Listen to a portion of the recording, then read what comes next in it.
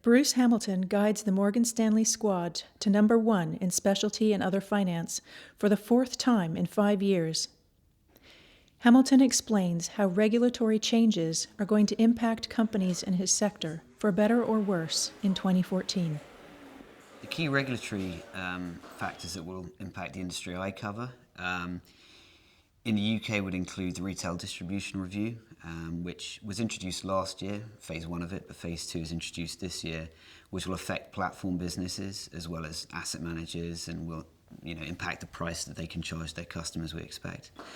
And then across the market infrastructure space, we expect that the MiFID II, the final draft of which is due in a couple of weeks, will have implications on how OTC products traded, defining how exchanges and clearinghouses interact. So I think that those are probably the two main ones. The London Stock Exchange strikes us as pretty well positioned, particularly as the requirements both in the US and in Europe for centralised clearing of OTC will benefit the LCH business that they recently acquired.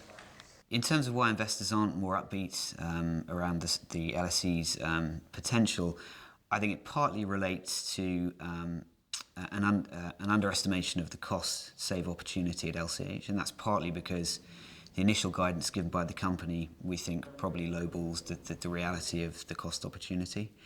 I think, secondly, the complexity of the business, given the multi-product, multi-geography nature of the business, makes it more difficult to analyse than it was 5 years ago, and as a result, it obviously takes more work for a generalist to get involved. So I think that's partly been why the generalist view has been this as quite a UK-centric cash equity exchange, when in reality that's a significantly smaller part of its business today versus 3 years ago.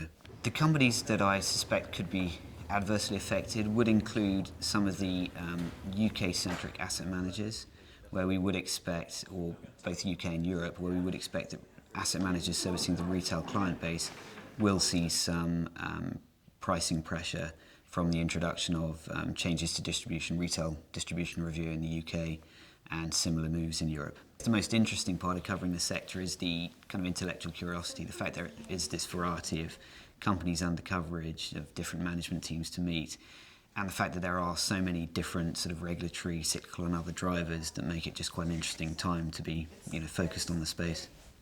We've seen a dramatic decline since post-crisis, so in equities probably a halving of volumes. I think as I look forward, I would see some at least modest growth as being likely as we get a cyclical improvement in terms of risk appetite.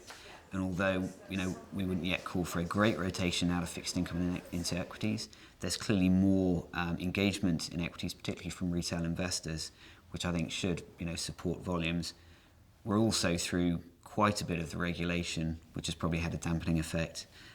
So yeah, I'm at least modestly optimistic looking forward.